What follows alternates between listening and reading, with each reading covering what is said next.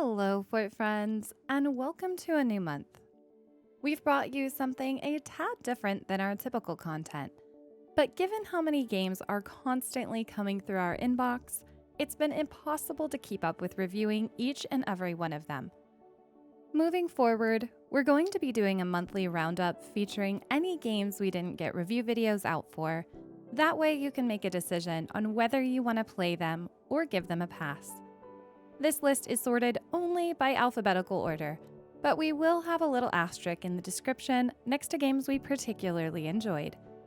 And you can count on us telling you why in the video as well. For now, let's jump into all the games we played in November.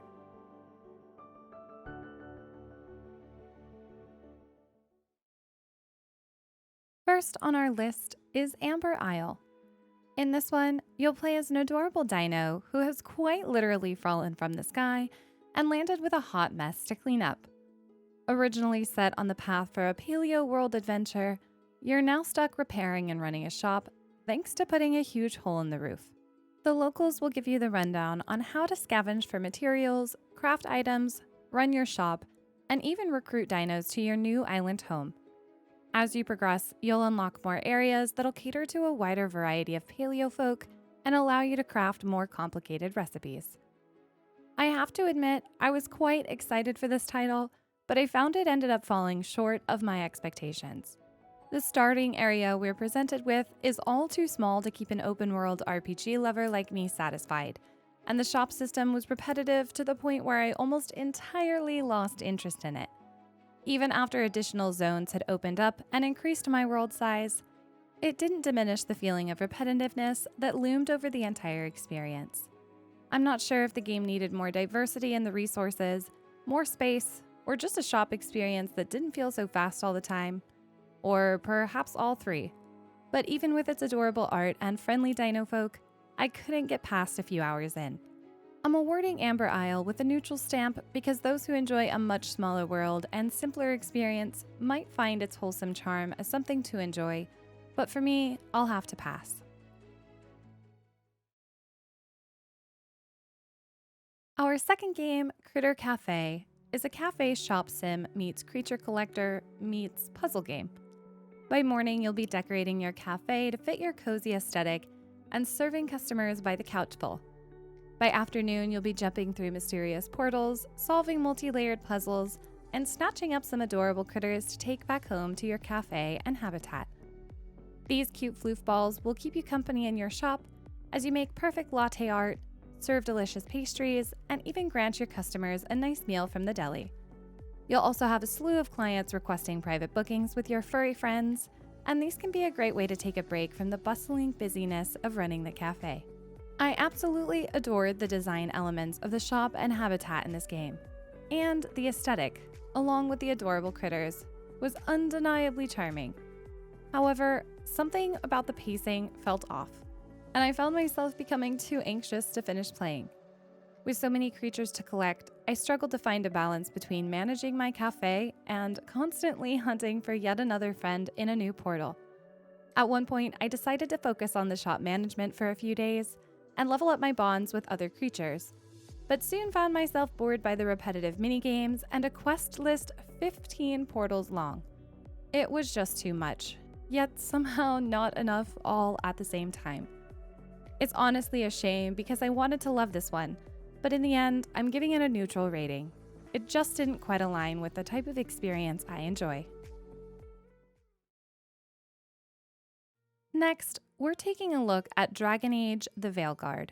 And if you somehow haven't heard of it, it's an action RPG that takes visual design to the next level. You'll follow a continued story from Inquisition, and this time, it'll require you to stop a few escaped elven gods who are intent on plaguing the entire world with blight. Fight grotesque monsters, vicious beasts, and yes, of course, dragons. Now, if I had to pick one game I loved most this month, it would be this one.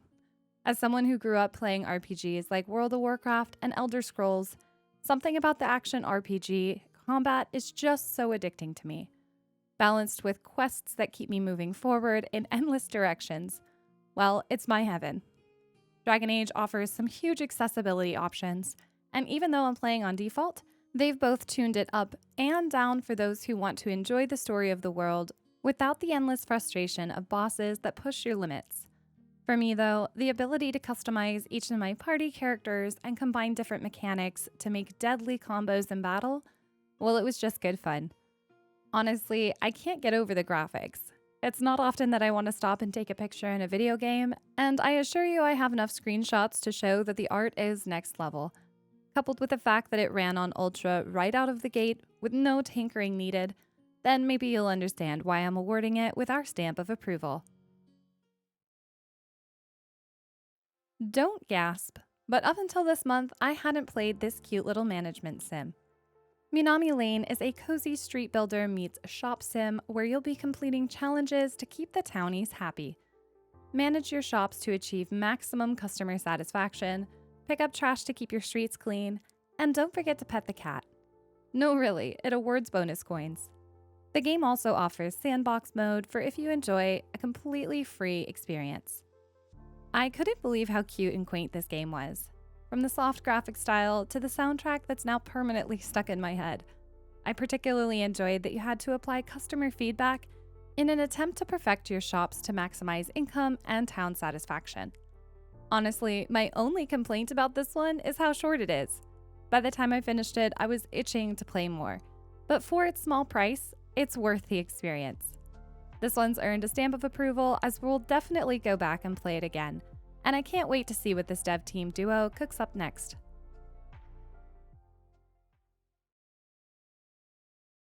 I'd be shocked if you hadn't heard of Neva by now.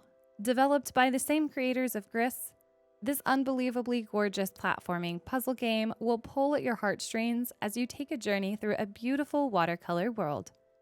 Accompanied by a soundtrack that you'll want to have on repeat, you'll be jumping, slashing, and decoding your way through the world, experiencing each of the 4 seasons the game has to offer.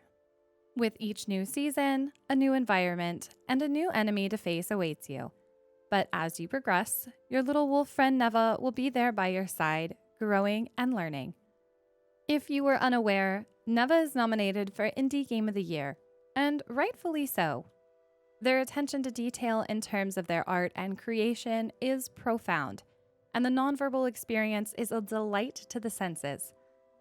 But as someone who played Gris and was moved to tears by it, I found Neva falling a bit short of my expectations.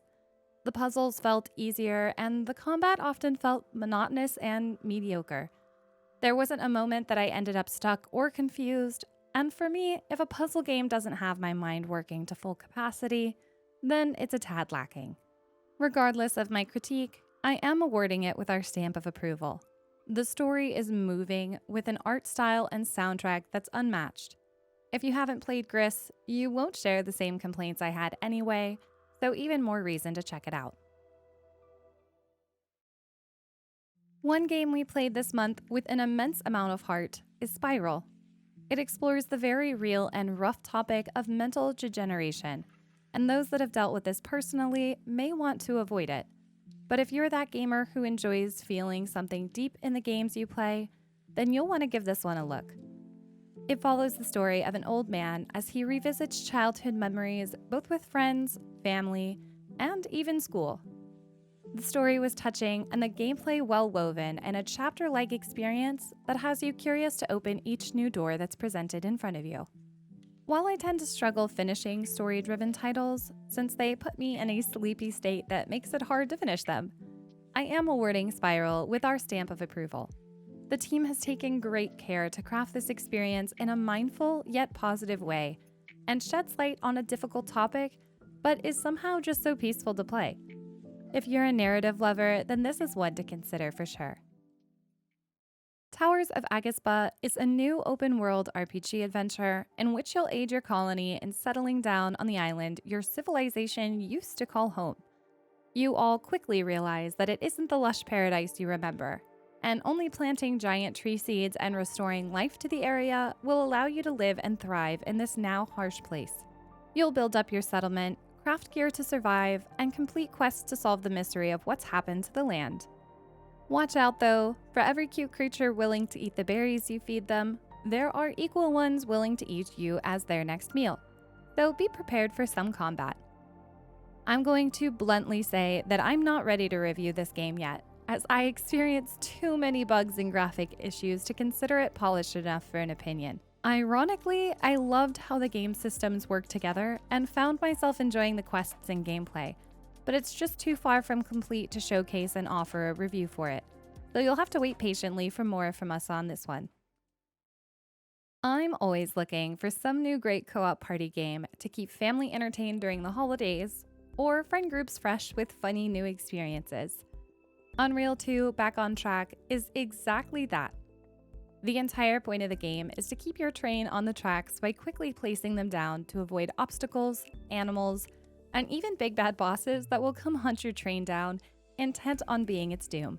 Throughout this quirky roguelite, you'll come to stops along your route, allowing you to buy additional carts, upgrade existing ones, or purchase boosts that will make your experience easier overall. The further your train gets, the faster it goes, so make sure you look out for those useful slowdown perks and snatch them up when you can. We are pleased to say that this one has also earned our stamp of approval. Derek and I had a blast, and despite the impending sense of chaos the entire way through, it was just that fun co-op game that keeps you coming back, like Overcooked or Party Animals. If you're looking for something fun this holiday season, this is one to consider for sure. If you haven't heard of Windblown and are a roguelite lover, particularly of the co-op kind, then you're in for a treat. This fast-paced action game will have you dashing between ledges and hacking your way through annoying ads and challenging bosses. As typical, dying is only temporary, allowing you to regather yourself, upgrade your items, and launch yourself back in. This one is a step above in the graphic and combat departments when it comes to roguelites, with precise hitboxes that will push your skills to the brink, and bosses happy to slap you dead with one hit. You'll want to stay on your toes for this one. You might be pleased to know that we are awarding this one our stamp of approval. In terms of co-op roguelites, they don't make them like this every day.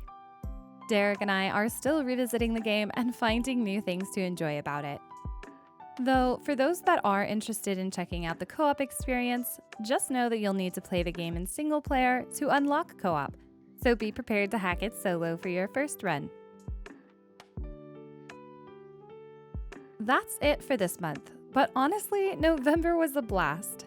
Even though we had a few games fall short of our expectations, the beauty and creativity we were able to enjoy in both our AAA and indie games kept us entertained all month.